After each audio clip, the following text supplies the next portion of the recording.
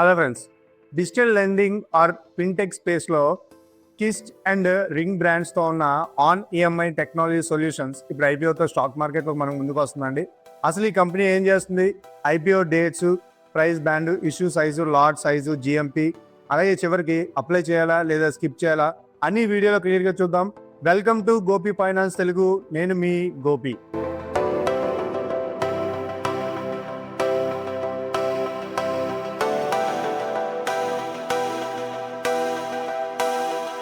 ముందుగా ఒక చిన్న డిస్క్లైమర్ అండి. ఈ video education and information purpose మాత్రమే.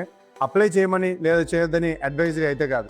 First of all IPO main details మనం చూసుకుంటే, ఈ ఐపీఓ మనకి April 30 థర్స్డే ఓపెన్ అయ్యి మనకి May 5 ట్యూస్డే క్లోజ్ అవుతుందండి. అలాగే మనకి అలాట్మెంట్ May 6 ఎక్స్పెక్ట్ చేయొచ్చు. లిస్టింగ్ వచ్చి మనకి May 8 మనం ఎక్స్పెక్ట్ చేయొచ్చండి. ఇది బోత్ బిఎస్సి అండ్ ఎన్ఎస్సి రెండిట్లో కూడా లిస్టింగ్ అవుతుంది. ఇక price band, lot size, issue size చూసుకుంటే ప్రైస్ బ్యాండ్ మనకి 162 రూపీస్ నుంచి 171 రూపీస్ వరకు ఉందండి. లాట్ సైజు 87 షేర్స్ అయితే ఉన్నాయి. ఇష్యూ సైజు అరౌండ్ మనకి 925.92 crores ఉందండి. ఇష్యూ సైజులో మొత్తం ఫ్రెష్ ఇష్యూ వచ్చి మనకి 850 crores, అలాగే ఓఎఫ్ఎస్ పోర్షన్ కూడా ఉంది. ఓఎఫ్ఎస్ మనకి 75.92 crores-గా ఉందన్నమాట.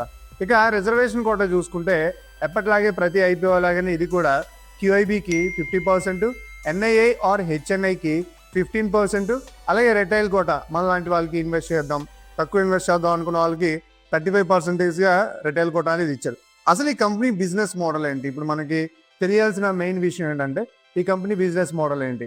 ఆన్ ఈఎంఐ టెక్నాలజీ సొల్యూషన్స్ అనేది technology enabled digital lending company అనమాట. ఈ company mainly Kissht and Ring brands ద్వారా లోన్స్ అండ్ పేమెంట్ సొల్యూషన్స్ని ప్రొవైడ్ చేస్తుంది. సింపుల్గా చెప్పాలంటే మొబైల్ యాప్ ద్వారా పర్సనల్ లోన్స్ ఇస్తుంది అనమాట. కొన్ని మనకి మొబైల్ యాప్స్ ద్వారా లోన్స్ అనేవి వస్తూ ఉంటాయి కదండి, అవి ఇస్తూ ఉంటుంది. కన్జంప్షన్ నీడ్స్, బిజినెస్ నీడ్స్ కోసం క్రెడిట్ సొల్యూషన్స్ ఇస్తుంది. అలాగే ఆన్లైన్ ఆర్ ఆఫ్లైన్ మర్చెంట్స్ దగ్గర ఈఎంఐ బేస్డ్ పేమెంట్ ఆప్షన్స్ని ఎనేబుల్ చేస్తుంది అనమాట. సబ్సిడరీ ఎస్ఐ క్రీవా క్యాపిటల్ సర్వీసెస్ ద్వారా లెండింగ్ ఆపరేషన్స్, కేవైసీ, కలెక్షన్స్ లాంటి కీ ఫంక్షన్స్ హ్యాండిల్ అవుతాయి ఈ కంపెనీ ద్వారా. సో ఈ కంపెనీ రిజిస్టర్డ్ యూజర్ బేస్ కూడా చాలా పెద్దగా ఉందండి. యాజ్ ఆఫ్ December 31, 2025 నాటికి కంపెనీకి అరౌండ్ 63.73 మిలియన్ రిజిస్టర్డ్ యూజర్స్, అలాగే 11.17 మిలియన్ కస్టమర్స్ సర్వ్డ్ ఉన్నారన్నమాట. And AEM surrounding 5,955.75 rupees of crores of రూపీస్గా ఉంది అని మనకి ఐపీఓ ట్రాకర్స్ అయితే చెప్తున్నాయి అనమాట. ఇక కంపెనీ ఫైనాన్షియల్ డీటెయిల్స్ చూసుకుంటే మనకి కంపెనీ 2023లో అరౌండ్ 1,001.51 crores ఆఫ్ రూపీస్గా ఉందండి. ప్రాఫిట్ ఆఫ్టర్ ట్యాక్స్ వచ్చేసి 27.67 crores-గా ఉంది. 2024లో రెవెన్యూ మనకి 1,700 అంటే 1,700.3 crores ఆఫ్ రూపీస్గా ఉంటే ప్రాఫిట్ ఆఫ్టర్ ట్యాక్స్ 197.29 crores-గా ఉంది. 2025లో 1,352.69 crores-గా రెవెన్యూ ఉంటే ప్రాఫిట్ ఆఫ్టర్ ట్యాక్స్ 160.62 crores-గా మనకి ఉందన్నమాట. 9 months ఎండెడ్ December 2025 నాటి చూసుకుంటే టోటల్ ఇన్కమ్ ఈ కంపెనీకి వచ్చి 1,583.93 crores-గా ఉంటే ప్రాఫిట్ ఆఫ్టర్ ట్యాక్స్ అరౌండ్ 199.27 crores-గా ఉందండి. ఇక్కడ మనం జాగ్రత్తగా అబ్జర్వ్ చేస్తే 24లో స్ట్రాంగ్ జంప్ అయితే వచ్చింది. 25లో రెవెన్యూ అండ్ ప్రాఫిట్ కొంచెం డిక్లైన్ అయితే తగ్గాయి అనమాట. కానీ December 2025లో నెంబర్స్ మళ్ళీ అగైన్ ఇంప్రూవ్ అవుతున్నట్లు కనిపిస్తున్నాయి. మనం 26, 27 ఏం జరుగుతుందో చూడొచ్చు అనమాట. అంటే మనం గెస్ చేయొచ్చు. ఇంకా ఈ ఐపీఓకి అప్లై చేయడానికి మినిమం ఇన్వెస్ట్మెంట్ ఎంత చేయాలి? ఇక్కడ అప్పర్ బ్యాండ్ 171 రూపీస్ తీసుకుంటే మనకి ఒక లాట్లో 87 షేర్స్ అయితే ఉన్నాయి కదండి.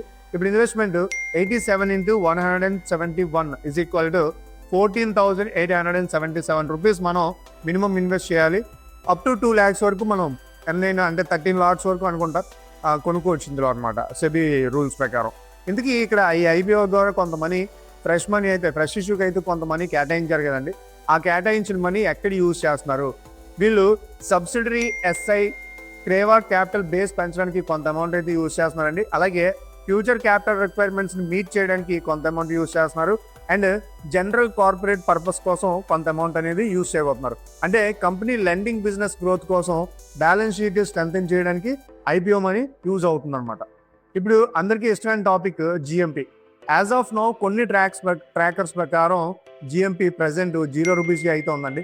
అయితే జిఎంపిని మనం పూర్తిగా ఇక్కడే డిసైడ్ చేయలేం. జిఎంపి అనేది మనకి ఫైనల్గా మారుతూ ఉండొచ్చు, డే టు డే మారుతూ ఉండొచ్చు. మనం షార్ట్స్లో కూడా జిఎంపి అప్డేట్స్ ఇస్తూ ఉంటాం, ఒకసారి మనం ఫాలో అవుదాం. ప్రస్తుతానికైతే జిఎంపి ₹0 ఉందన్నమాట ఈ వీడియో రికార్డ్ చేస్తున్న టైంకి. ఇక ఈ ఐపీఓకి అప్లై చేయాలంటే ఏమైనా పాజిటివ్ పాయింట్స్ ఉన్నాయా?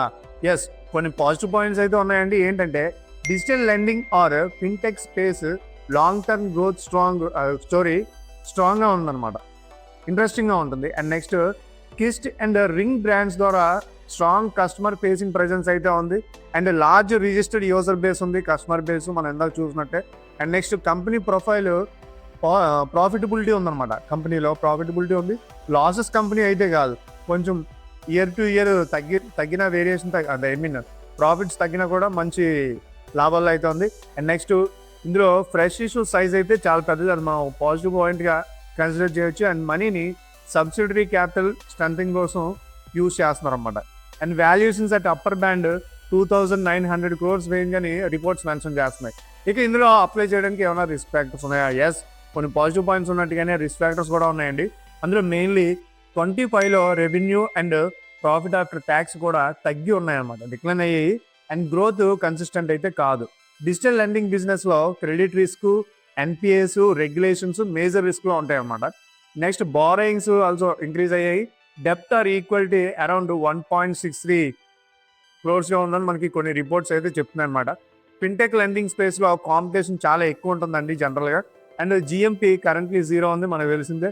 సో లిస్టింగ్ గెయిన్స్ కోసం స్ట్రాంగ్గా మనం అగ్రెసివ్గా ముందుకైతే వెళ్ళలేమని చెప్పుకోవచ్చు. ఇందులో RBI or regulatory changes company growth మీద ఎఫెక్ట్ అయితే చూపించే ఛాన్సెస్ ఉన్నాయి కాబట్టి ఇది కూడా మనం ఒక రిస్క్ ఫ్యాక్టర్ కింద కన్సిడర్ చేయొచ్చు. ఎందుకంటే ఫైనల్గా అప్లై చేయాలా లేదంటే స్కిప్ చేయాలా? లిస్టింగ్ గెయిన్స్ కోసం అయితే జిఎంపి ప్రెసెంట్ 0 ఉంది కాబట్టి మనం ముందుకు వెళ్ళకపోవడం మంచిది. జిఎంపి ఫ్యూచర్లో అంటే ఈ ఐపీఓ క్లోజ్ అయ్యే టైంకి జిఎంపి ఏమైనా పెరిగినా చేసినా మనం దాని గురించి ఆలోచించవచ్చు. ఒకవేళ లాంగ్ టర్మ్ హోల్డింగ్స్ కోసం మీరు ఆలోచించే వాళ్ళు అయితే కంపెనీ ప్రాఫిటబిలిటీ అలాగే fintech lending platform, user base strong, IPO money capital strengthening కోసం వెళ్తుంది. ఇవన్నీ పాజిటివ్గా చూసుకోండి. బట్ కానీ 2025లో కొంత ప్రాఫిట్ ఆఫ్టర్ ట్యాక్స్ అలాగే రెవెన్యూ కూడా డిక్లైన్ అయి ఉంది. లెండింగ్ బిజినెస్ రిస్క్లు ఉన్నాయి, అలాగే రెగ్యులేషన్ రిస్క్ ఉంది, క్రెడిట్ క్వాలిటీ రిస్క్ కూడా తప్పకుండా మీరు కన్సిడర్ చేయాల్సి ఉంటుంది అనమాట. సో సింపుల్గా చెప్పాలంటే బిజినెస్ మోడల్ ఇంట్రెస్టింగ్ ఏంటంటే company profitability, fintech team attractive, కానీ జిఎంపి స్ట్రాంగ్ అయితే కాదు, లెండింగ్ రిస్క్ హై ఉంది. సో లిస్టింగ్ గెయిన్స్ కోసం aggressive apply type of IPO ఇది కాకపోవచ్చు. లాంగ్ టర్మ్ యాంగిల్లో మాత్రం risk aptitude and valuation comfort ఉంటే మనం కన్సిడర్ చేయొచ్చు అనమాట.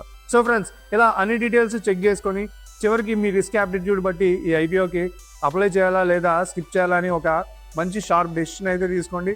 అలాగే మీరు అప్లై చేస్తున్నారా లేదా సరదాగా మనతో కామెంట్లో పంచుకోండి.